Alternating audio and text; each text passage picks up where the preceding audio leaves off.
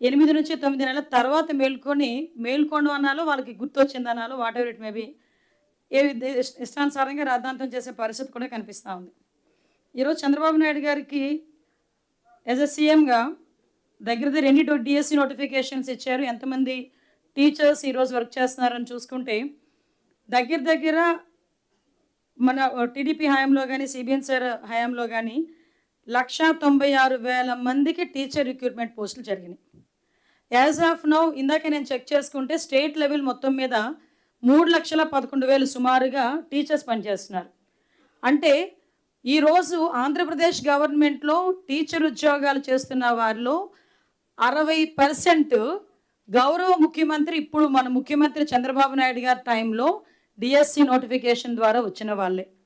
అందులో నేను చాలా గర్వంగా చెప్పగలను, 2001 డిఎస్సిలో నేను కూడా సెలెక్ట్ అయ్యి టీచర్గా పనిచేసి 12 సంవత్సరాలు నా తాలూకా టీచర్ నా ఉద్యోగాన్ని కూడా నేను అక్కడ చేసి 2013లో రిజైన్ చేసి నేను మళ్ళీ పాలిటిక్స్లోకి వచ్చిన సందర్భం. దానివల్ల నాకు చాలా క్లియర్గా తెలుసు డిఎస్సి నోటిఫికేషన్ ఎలా జరుగుతుంది, వెరిఫికేషన్ ఎలా జరుగుతుంది, సెలక్షన్ ఎలా జరుగుతుంది, పోస్టింగ్స్ ఎలా జరుగుతున్నాయి అన్నది. ఎందుకంటే డైరెక్ట్గా నేనే one of the experienced person కాబట్టి.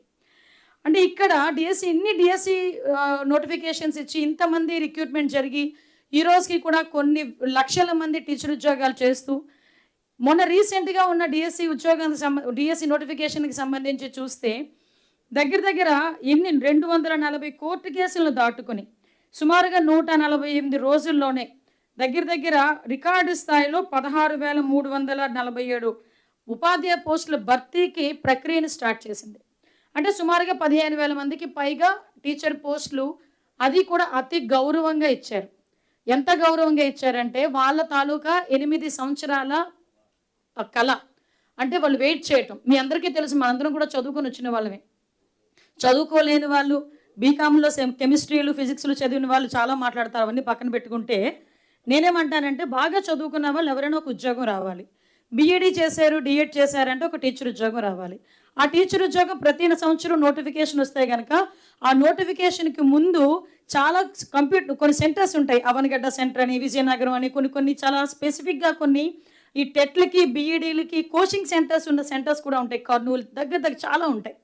అక్కడ ఫ్యామిలీలను వదులుకొని, తల్లిదండ్రులను వదులుకొని, కన్న పిల్లలను వదులుకొని, కొంతమంది ఇంట్లో కుటుంబ సభ్యులను వదులుకొని నెలల తరబడి సంవత్సరాల తరబడి ఎగ్జామ్ రాసి ఆ ఎగ్జామ్ నోటిఫికేషన్ వస్తే కనుక ఫుల్ ఫ్లెజ్డ్గా నేను ఉద్యోగం తీసుకోవాలని కోటి ఆశలతో ఎదురు చూస్తున్న డిఎస్సి అభ్యర్థులు, వాళ్ళు 8 సంవత్సరాలుగా వేచి చూసిన అభ్యర్థులందరూ కూడా 15,000 పోస్టులు కూడా వాళ్ళని పిలిపించి, గౌరవ ముఖ్యమంత్రి గారు పిలిచి, వాళ్ళ కుటుంబ సభ్యుల్ని పిలిచి చాలా గౌరవంగా అపాయింట్మెంట్ ఆర్డర్స్ని కూడా వాళ్ళ చేతిలో పెట్టి వాళ్ళకి ఒక దిశానిర్దేశం ఇవ్వటమే కాదు, మాకు లాంటివి అందరం కూడా నియోజకవర్గాలు, ఫర్ ఎగ్జాంపుల్ నేనే పైక్రోపేట నియోజకవర్గంలో డిఎస్సిలో సెలెక్ట్ అయిన ప్రతి టీచర్ని కూడా నేను పిలిపించి వాళ్ళందరికీ ఒక మొక్క కూడా ఇచ్చాను. మీకు ఫస్ట్ పోస్టింగ్ ఇది, మీ లైఫ్లో అచీవ్మెంట్, వెళ్ళి మొక్క వేయండి, ఎప్పటికైనా కనిపిస్తుంది అని. అంటే ఒక ఎమోషనల్ బాండింగ్ డిఎస్సి అభ్యర్థులు కానీ, డిఎస్సి నోటిఫికేషన్ కానీ, ఒక టీచర్ పోస్ట్ కానీ. సో అఫ్కోర్స్ అయిపోయిన తర్వాత ఈరోజు 9 నెలల తర్వాత నోటిఫికేషన్ ఇచ్చేశారు, పోస్టింగ్స్ ఇచ్చేశారు, మెరిట్ లిస్ట్ పెట్టారు, ఫస్ట్ కీ పెట్టారు ఆన్లైన్లో, తర్వాత మెరిట్ లిస్ట్ పెట్టారు, తర్వాత సెలెక్ట్ లిస్ట్ పెట్టారు, గ్రీవెన్సెస్ 3 స్థాయిలో గ్రీవెన్సెస్ పెట్టారు, జోనల్ స్థాయిలో ఒక గ్రీవెన్సెస్ పెట్టారు, తర్వాత స్టేట్ లెవెల్లో ఒకటి పెట్టారు, లాస్ట్లో ఫైనల్లో ఒకటి పెట్టారు. ఇవన్నీ పెట్టిన తర్వాత ఓవరాల్గా ఎక్కడైనా ఏవైనా గ్రీవెన్సెస్ వస్తాయి కనుక సుమారుగా 34,000 గ్రీవెన్సెస్ రావటం అనేది మనందరికీ కూడా తెలుసు. వాటన్నిటినీ కూడా రీఅడ్రసల్ చేశారు. ఎక్కడ కూడా చిన్న ఇష్యూ కూడా లేదు. సుమారుగా కోర్టు కేసులే దగ్గర 240 కోర్టు కేసులు, ఒక సుప్రీంకోర్టు కేసు ఉన్నా కూడా ఏ కోర్టు కేసు కూడా అడ్డంకి రాకూడదు అని అన్నిటినీ కూడా చాలా ఫుల్ ఫ్లెజ్డ్గా క్లియర్ చేసుకుంటూ డిఎస్సీలకి, ఎందుకంటే ఈ నోటిఫికేషన్ కూడా గౌరవ ముఖ్యమంత్రి గారు పుట్టినరోజు కానుకగా ఆ రోజు అనౌన్స్ చేసిన పరిస్థితి కూడా మీ అందరికీ తెలుసు. దాని ప్రక్రియ చాలా సజావుగా జరగాలి అని చెప్పి ఎక్కడా కూడా ఎటువంటి ఇబ్బంది లేకుండా చూసుకునేదానికి ప్రశ్నాపత్రం కూడా టీసీఎస్ ఐఓఎన్ అభివృద్ధి చేసిన అత్యాధునిక సాంకేతికతను వినియోగించుకొని కంప్యూటర్ బేస్ చేసుకొని దగ్గర 42,000 క్వశ్చన్లు ప్రిపేర్ చేసుకోవడం జరిగింది. ఒకసారి ఆలోచించండి, లీక్ అన్నది ముందంతా లీక్ అన్నారు. 9 నెలల తర్వాత వచ్చి మళ్ళీ పర్టికులర్గా ఇది నేను మెన్షన్ చేయాలి. 9 నెలల తర్వాత వచ్చి లీక్ అన్నారు. అరే లీక్ అవ్వటానికి ఎట్టి పరిస్థితుల్లోని స్కోపే లేదు. ఇది కంప్లీట్‌గా కంప్యూటరైజ్డ్ చేసిన వ్యవహారం. అట్ ద సేమ్ టైం దగ్గర 43,000 క్వెషన్‌లు. ఒక్కసారి ఆలోచించండి. Is it possible within the time period of తక్కువ 160 డేస్ 150 డేస్‌లో జరిగే ప్రక్రియ కాదు. సో అది లేదు అనేసరికి దాని నుంచి పక్కకెళ్ళి తర్వాత ఏం చెప్పారు, స్పోర్ట్స్ కోటాలో ఏదో ప్రాబ్లం వచ్చింది. అని నేను ఒకటే అడుగుతున్నా, స్పోర్ట్స్ కోటాకి సంబంధించి ఇంతకుముందు స్పోర్ట్స్ కోటాలో మనం ఇప్పుడు ఈ రిజర్వేషన్ 3% రిజర్వేషన్ స్పోర్ట్స్ కోటాలో ఉంది. ఈ 3% రిజర్వేషన్ స్పోర్ట్స్ కోటాలో మొత్తం పోస్టుల సంఖ్య 421. అందులో ఈరోజు ఫిల్ చేసినవి 382. ఇందులో ఫిల్ చేసినవి కూడా 382 ఫిల్ చేశారు. ఈ ఫిల్ చేసినవి కాక బుక్ ఉంటుంది ఏమన్నా 382 ఫిల్ చేశారు. మిగతావి క్వాలిఫికేషన్ లేక అందులో పూర్తి చేయలేక అవి అలాగనే ఉన్నాయి, ఎక్కడ కూడా లేవు. ఒక్కటి మీరు గుర్తించాలి, ఇందులోని కొన్ని కోటాలు ఉంటాయి. అది మహిళా కోట అవ్వచ్చు, పిహెచ్ కోట అవ్వచ్చు, ఎస్సీ కోట అవ్వచ్చు, ఎస్టీ కోట అవ్వచ్చు, బీసీ కోట అవ్వచ్చు. ఇవన్నీ అన్నిటితో పాటు ఇప్పుడు స్పోర్ట్స్ కోట. ఈ స్పోర్ట్స్ కోటాలో అలాట్ అయిన పోస్టులు స్పోర్ట్స్ కోటాకే ఇవ్వాలి, వేరే వాళ్ళకి ఇవ్వడానికి లేదు. అది ఫస్ట్. దాన్ని బేస్ చేసుకుని 421 పోస్టులకి 382 పోస్టులు అన్నవి మనం అందులో ఫిల్ చేయడం జరిగింది. సో నిన్న మొన్న కొంతమంది బయటకు వచ్చి ఇందాక అన్నానే బీకామ్లోని కెమిస్ట్రీలు ఫిజిక్స్లు చదువుకున్న వాళ్ళు చాలామంది బయటకు వచ్చి చేతి పడుతుంది మాట్లాడుతూ ఉంటారు. వాళ్ళు వచ్చి ఆర్టీ యాక్ట్లో ఏదో మాట్లాడితే వాళ్ళు ఏమన్నారు, సర్టిఫికేట్ అనేది మీరు డొమైన్లో పెట్టాలి. సో మేము ఈరోజు తప్పు చేయలేదు కాబట్టి మీరు అడిగిన క్వశ్చన్కి మీకు మాత్రమే సమాధానం చెప్పకుండా పబ్లిక్కి అందరికీ సమాధానం చెప్పాలి. కాబట్టి ఈరోజు ఏదైతే సర్టిఫికేట్స్ని బేస్ చేసుకుని వాళ్ళకి ఉద్యోగాలు వచ్చినాయో ఆ సర్టిఫికేట్స్ అన్నీ కూడా పబ్లిక్ డొమైన్లో పెట్టడం జరిగింది. వెరిఫై చేసుకోండి. ఈరోజు పబ్లిక్ డొమైన్లో పెట్టిన తర్వాత మొన్న నేను ఈరోజు ఇప్పుడు పేపర్లో చూస్తే నవ్వు వచ్చింది నాకు. అర్ధరాత్రి వరకు పనిచేయాల్సిన అవసరమే ఉంది అని మాట్లాడుతున్నారు. అరే మీరు అడిగిన దానికి ఇమీడియట్గా రెస్పాండ్ అవ్వాలి అనుకున్నాం కాబట్టి చెప్పాము. అంటే మీరు అడిగిన దానికి మేము ఇవ్వడం తప్ప దాన్ని కూడా వక్రీకరించి మాట్లాడుతున్నారంటే మీకు సమాధానం అవసరం లేదు, సమస్య అవసరం. మీకు సమాధానం చెప్పడానికి మేము సిద్ధంగా ఉన్నాము, సమస్య పరిష్కారానికి మేము సిద్ధంగా ఉన్నాము అని టోటల్ యంత్రాంగంతో పాటు ఈరోజు గవర్నమెంట్ కూడా ముందుకొచ్చి మేము మాట్లాడుతున్నాం. ఈరోజు మీరు మాట్లాడుతున్నారు ఈరోజు ఎడ్యుకేషన్ క్వాలిఫికేషన్ మ్యాండేటరీ, అది మాత్రం క్లియర్. దాంట్లోని ఎవరు సర్టిఫికేట్ ఇస్తారు, దీని సర్టిఫికేట్ ముద్రించడం కానీ గవర్నమెంట్కి ముద్రించే పరిస్థితి లేదండి. శాప్ కూడా కాదు. ఇందులోనే ఫెడరేషన్స్ ఉంటాయి, అసోసియేషన్స్ ఉంటాయి, యూనివర్సిటీ ఫెడరేషన్స్ ఉంటాయి. వీళ్ళు స్టేట్ లెవెల్లోని, నేషనల్ లెవెల్లోని, యూనివర్సిటీస్ లెవెల్లోని కూడా సర్టిఫికేట్స్ ఇష్యూ చేసిన తర్వాత యాజ్ పర్ దట్ సర్టిఫికేట్ వాళ్ళు అప్లై చేసుకున్న తర్వాత ఆ అప్లికేషన్ వెరిఫికేషన్ సమయంలో అకాడమిక్ వెరిఫికేషన్ కూడా 15 మంది టీం వర్క్ చేస్తుంది. వీళ్ళు అడిగిన దానికి అకాడమిక్ వెరిఫికేషన్ జరిగిందా ఒక్కటి నాకు అర్థం కాదు. అకాడమిక్ వెరిఫికేషన్ జరగకపోతే టెట్ ఎలా క్వాలిఫై అవుతారు? జనరల్గా లాజిక్ ఆలోచించండి, బుర్ర ఉండాలి కదా. టెట్ దగ్గర సగానికి సగం సర్టిఫికేట్ వెరిఫికేషన్ అయిపోద్ది. కొంతమంది అందులో టెట్ క్వాలిఫై అయిన వాళ్ళు ఉన్నారు. అందులోని ఇప్పుడు సబ్జెక్ట్ టీచర్స్కి సంబంధించి టెట్ కూడా ఉంటుంది. అందులో క్లియర్గా మీకు ఏదైతే సర్టిఫికేట్ వెరిఫికేషన్ అన్నారో అది అకాడమిక్ వెరిఫికేషన్ 15 మంది టీంతో జరుగుతుంది మనకి శాప్లో కూడా. నెక్స్ట్ ఈ వెరిఫికేషన్ ఏదైతే స్పోర్ట్స్ కోటాలోని సర్టిఫికేట్ కూడా ఆ వెరిఫికేషన్ ఏదైతే ఫెడరేషన్స్ ఉన్నాయో మళ్ళీ జెన్యూనిటీకి ఆ ఫెడరేషన్కి పంపించి వాళ్ళు ఓకే అన్న తర్వాత మాత్రమే లిస్ట్ అన్నది డిపార్ట్మెంట్కి వస్తుంది. అప్పుడు మాత్రమే హారిజెంటల్ రిజర్వేషన్స్ బేస్ చేసుకొని పెట్టడం జరిగింది. ఇక్కడ మాట్లాడితే హారిజాంటల్ రిజర్వేషన్ గురించి మాట్లాడతాడు ఒక పెద్ద మనిషి వచ్చి.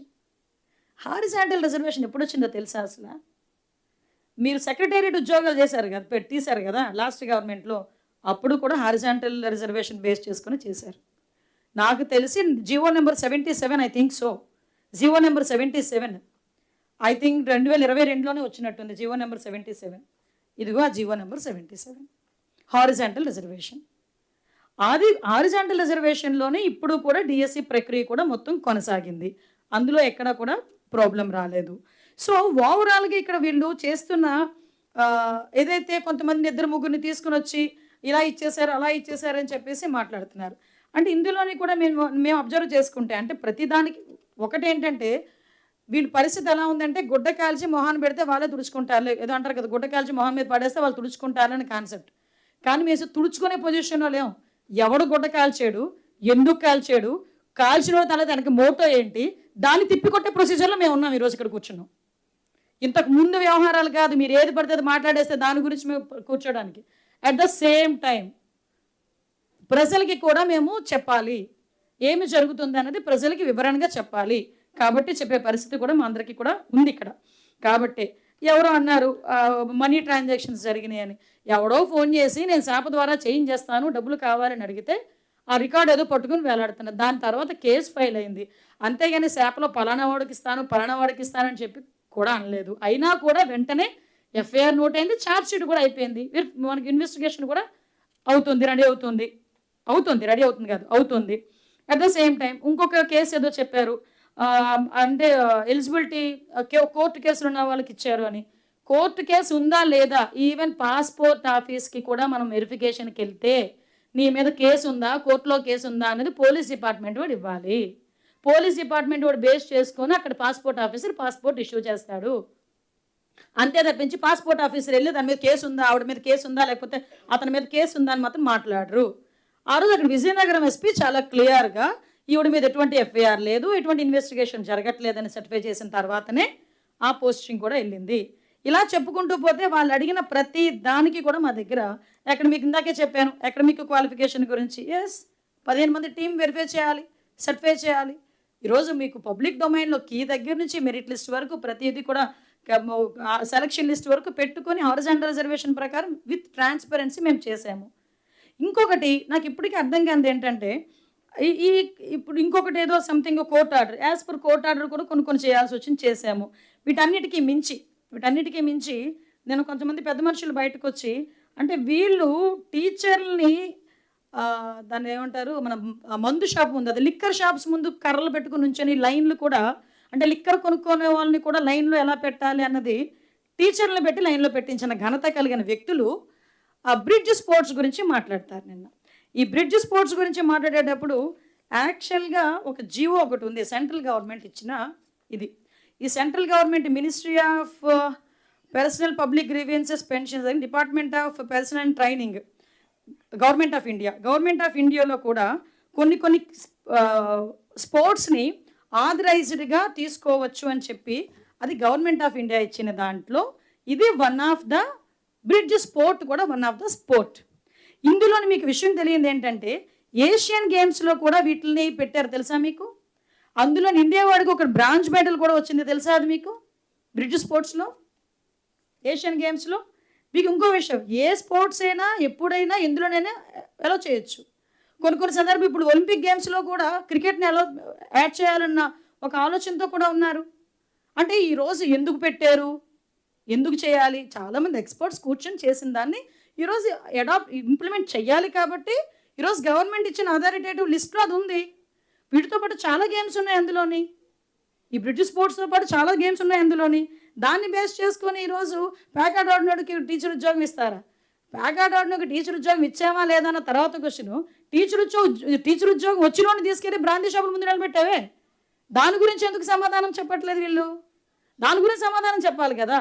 ఇంకా టీచరే అవ్వలేదు, వాళ్ళ గురించి మేము మాట్లాడుతున్నాం. టీచర్ అయ్యి ఒక ప్రొఫెషనల్ ఉద్యోగంలో ఉండి ఒక దాని గౌరవప్రదమైన ప్రొఫెషన్లో ఉండి ఈరోజు వెళ్ళి బ్రాందీ షాపుల ముందు కూర్చోబెట్టి వాళ్ళ రాజకీయాల కింద ఉపయోగించుకునే పరిస్థితులు కనిపించలేదా? ఈరోజు చాలా క్లియర్గా మేము చెప్తున్నాం.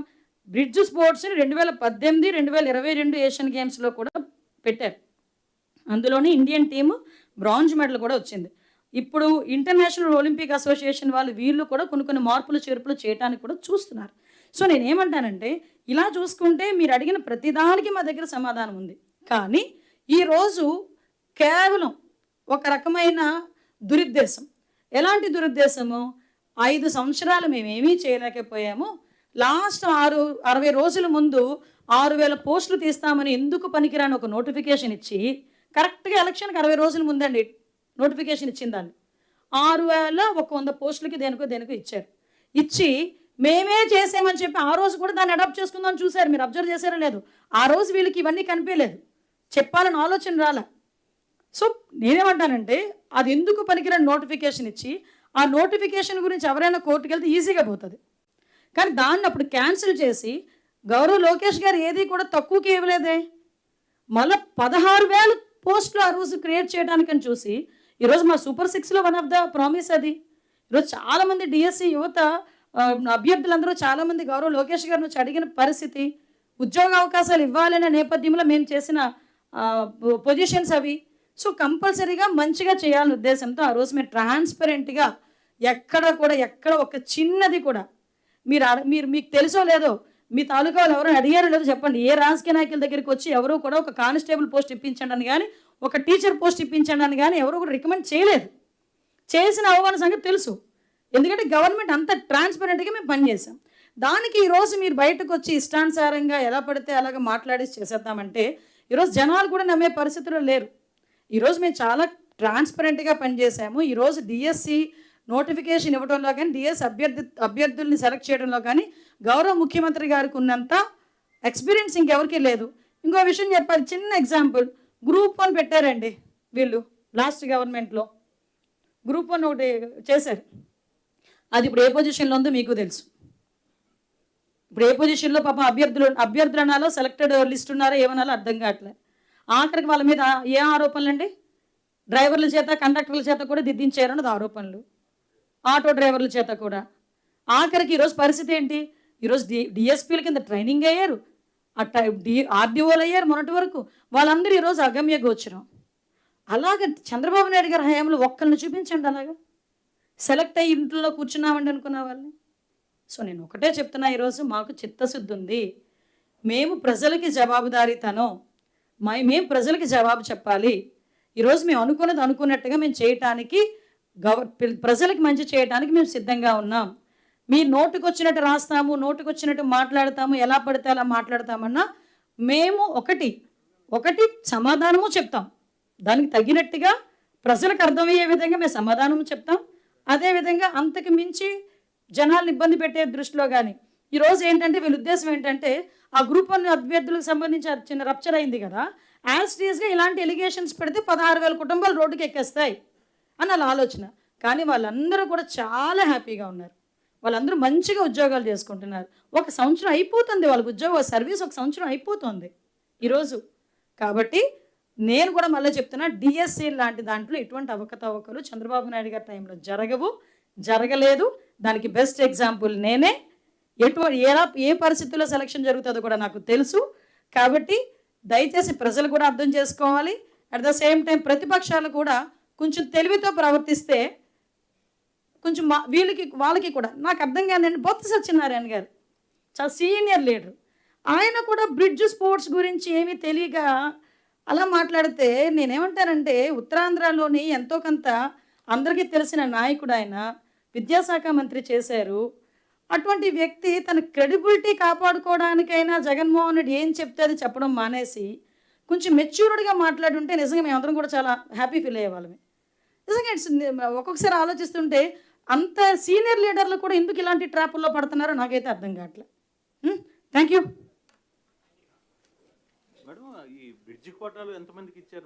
ఎవరికి ఇవ్వలేదండి, అది ఓన్లీ కోట. మేము ఎవరికి ఇవ్వలే ఆ బ్రిడ్జ్ కోటాలో. కానీ వీళ్ళు మాత్రం తిన్నగా తీసుకెళ్ళి అక్కడ కూర్చోబెట్టి బెత్తాలు పట్టుకుని నుంచోబెట్టారు బ్రాందీ షాపుల ముందు.